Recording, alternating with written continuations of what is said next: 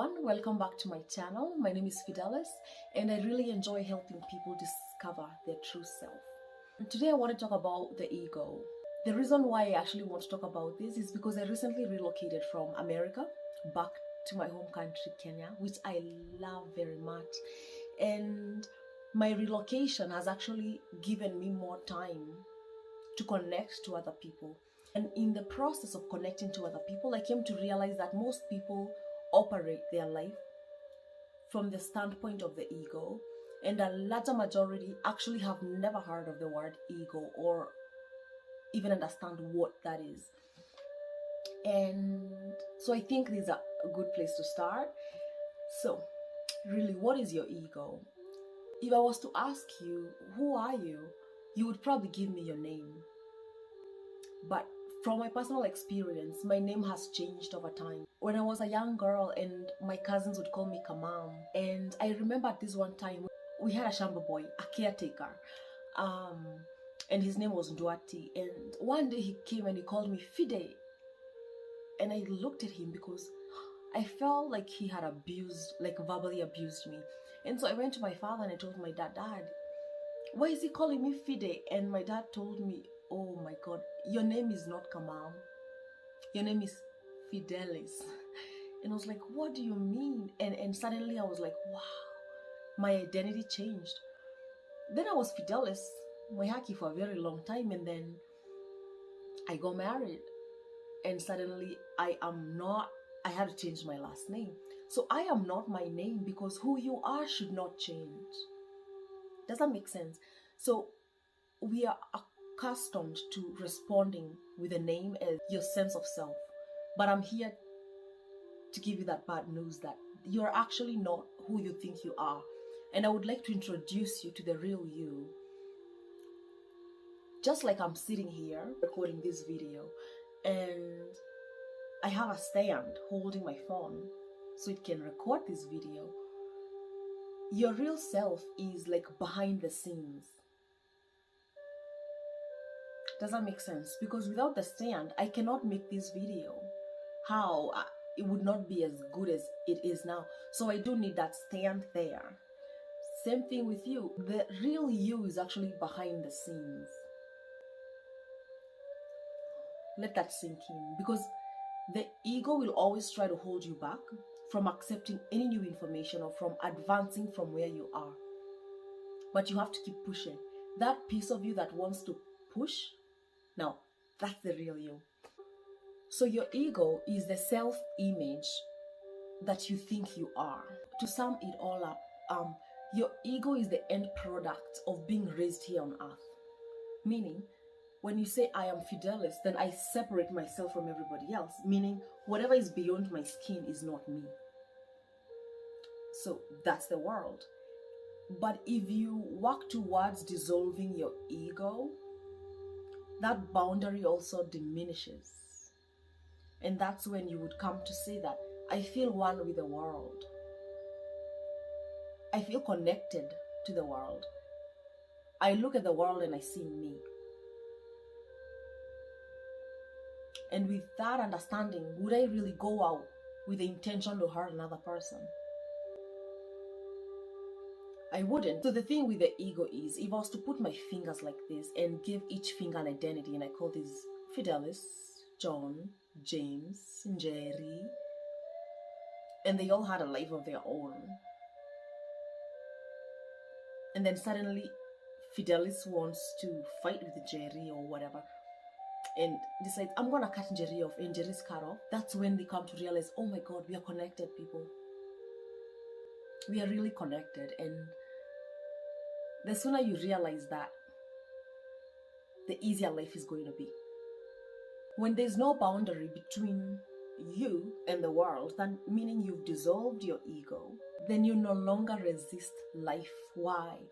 When life throws pain at you, you don't be like, oh, I don't want to deal with it. Like someone broke my heart, I don't want to deal with it. No. That person broke your heart for a reason. That person is a piece of you expressing themselves as them. So instead of resisting that pain, I will try and work with that pain. I will go with the flow, not against it. If you're surfing the ocean, you want to be on top of the surfboard, not under the water. To be on top of the surfboard, you have to go with the flow of the water. If you try to walk against the flow, then you will drown. And unfortunately, that's what's happening to a lot of people. Situations keep happening in our lives and they're repeating themselves for a reason, because you're not learning the lesson that you need to learn. In short, you go with the flow. When pain comes, you embrace it. And when you embrace pain, you no longer judge by saying that's good or that bad. Actually, everything just is. Everything just is. There's really no good or bad. Everything just is. Let me give you an example. I'm a mother, and I love my kids very, very, very much. And let's say it's 1 p.m. and I haven't made lunch yet. And my child is hungry. And so she comes to me and says, Mom, I need food. What am I going to do? I will try prepare whatever I can as fast as I can and feed my child. But maybe I got late cooking because I was busy in the market trying to get the freshest, the juiciest, and the most organic food for her. You understand? So then I come home and she says, Mommy, I'm so hungry. Then I'm going to prepare the food real fast and feed her. But my child trusts me. That's why she comes to me to tell me, Mommy, I am hungry. Her coming into the kitchen and not seeing any cooking pots cooking does not get her in to thinking that, oh my God, I'll never eat again. I am doomed. My mom doesn't love me. No, she trusts that if she brings her needs to me, I will fulfill them. If my child didn't trust me, then if she came to the kitchen and she didn't see any cooking pots on the cooker, she would probably try to turn the gas on. She would probably try to cook for herself. And we all know that would be disastrous. She could get burned. She could burn down the house. She could get her siblings burned. She could burn the food. But it's because she trusts me that she believes if she brings her needs to me, then they're going to be met. Well, the universe is the same thing to us as mortals. Whenever you have a need or a desire, you actually need to just voice it. Voice it.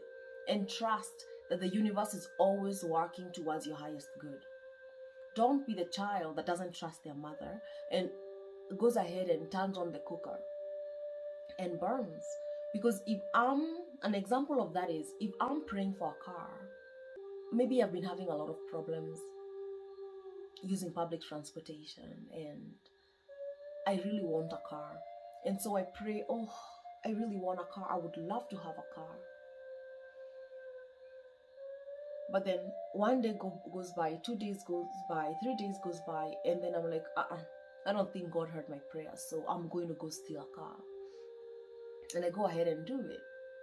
Thing is, just like my child would burn up the house, I could probably get arrested. I could get into an accident. I could get shot. A lot of things could happen. But if I'm patient enough, that car will find itself to me. This is a true story, by the way. So I recently, I prayed and I said, God, I would like to have a car so it's easier for me to move my kids around from place to place. And not even a week later, my dad says, hey, do you want to use my car? You have the keys. And I was like, wow, thanks, Dad. I really appreciate you and I really love you. But you see what I mean? The universe has a way to get things to you. But you have to trust the universe. You have to trust God to bring that forth. But your ego always wants to get in the way. Because in as much as the ego is the boundary between you and the outside world, it's also the boundary between you and your inner world, your higher self.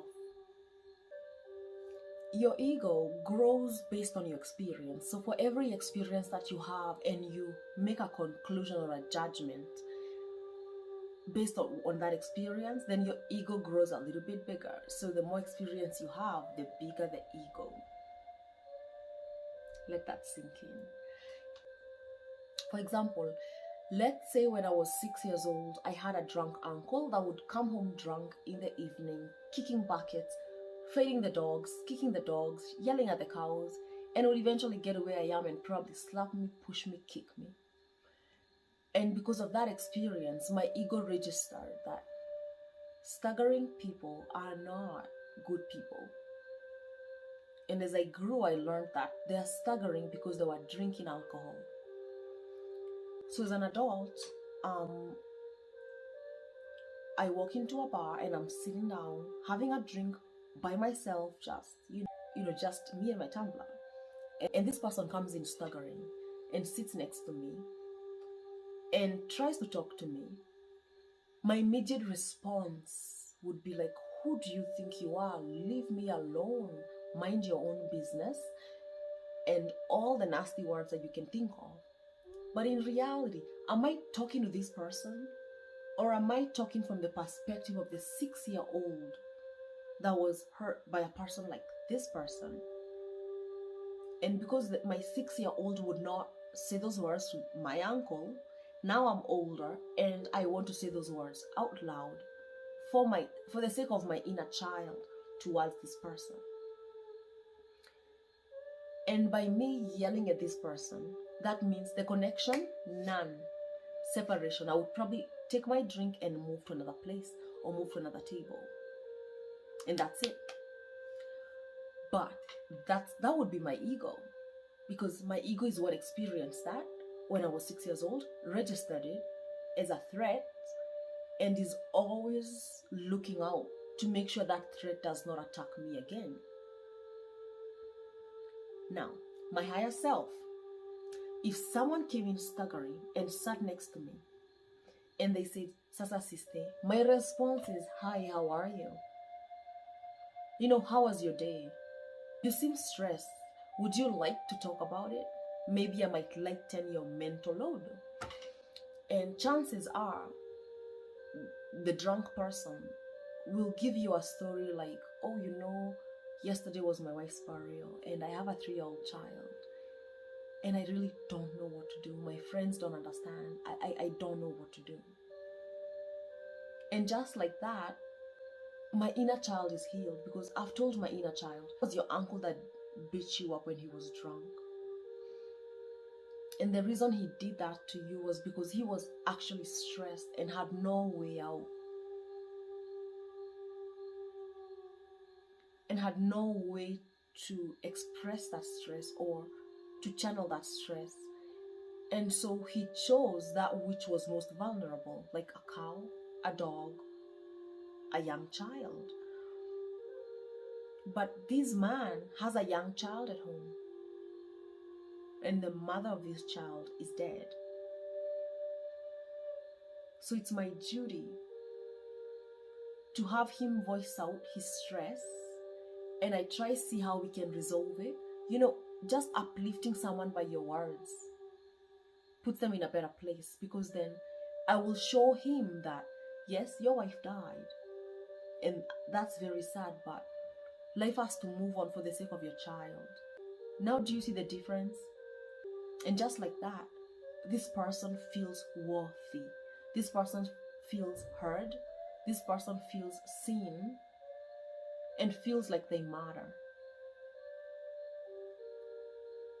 And that's the difference between your ego and your higher self. I have been working towards dissolving my ego. And how do I do this? Okay, so each time I feel triggered, an example, now let's go back to the bar. So I'm sitting at the counter, having my drink, and this person walks in, staggering, and comes, sits next to me. Immediately I feel a reaction like, oh, I want to slap this person. And that's a trigger. That's a memory that has come. It's a flashback that has come from an experience you've had before. And instead of acting on what that trigger has brought to the surface, instead of me saying nasty words to this person, instead I take a deep breath. And that deep breath is to let the ego know that I am aware how you're feeling. but we can deal with this situation in a much better way that will be beneficial for both my inner child and this drunk person. Taking a deep breath for me means that I am ready to heal that piece of me that got triggered. Because once I heal that part of me that gets triggered, and next time I'm walking in the streets and a drunk person approaches me, I will not be triggered because I already healed that wound and told my inner child that your uncle that came and hurt you did not hurt you because you are bad or because you are ugly or because you are not loved. He hit you because he had problems of his own and he had no way to express what those problems are, and he had no outlet or any way to seek help or receive help for the troubles that he had. So he chose to attack the most vulnerable. And then just like that, I will never be triggered again by a drunk person. When I say I'm trying to dissolve my ego means as I continue to experience life as an adult, I look out for those things that trigger me. And for example, in this situation at the bar, the moment I felt that feeling, that trigger, like, I want to slap this drunk man, then I ask myself, when was the last time I felt like this? And then I'll probably get an answer, oh, it was probably last week when your cousin Philip was staggering in the compound after Jerry's party. And that didn't make you happy, but he was your cousin, so you could not afford to say nasty words to them because you want to maintain that peace. And then I ask myself, I know, but when was the first time I actually felt like this? And the answer comes right away. You are 6 years old. It was Uncle so-and-so who came around and hit you in the head, said nasty words to you and walked away. And then your mom told you, don't ever talk to him again, or when you see him, run. And that's when you registered drunks as threats. So, and now I hope this is understandable why certain people attract a lot of drunks towards them. Because, hey, I understand you. You just go drink whatever you want to drink. Come, talk to me. I swear I will try to uplift your soul. I know you're hurting and that's why you're so drunk. You're trying to escape your reality. But I can guide you on how to adapt to the reality as is. Because accepting your reality is actually the first step. Anyway, that's a story for another day. I love Wagorokis and I love drunks. Because you know what? They're not wearing a mask. They tell you exactly as is. If only you're willing to listen. I've actually learned quite a lot recently because I have so much time. And I'm not telling you this so that you can go and act on your ego today and dissolve it today. It's impossible. I'm telling you this so you can be aware of your ego. And so you can be aware of how judgmental you actually are. Because for every experience, every interaction you have every day, you're always making a mental note in your head about whoever you're interacting with. Okay, for an example, so if I'm interacting with an untrustworthy person, I'm like, hey, can you pick me up here and drop me there? And I'm like, but don't drive fast. I don't like fast rides. I'm not here for the thrill. I actually just want to get there alive. And they'll be like, hey, madam, I will go with whatever you want. If you want me to go fast, I'll go fast.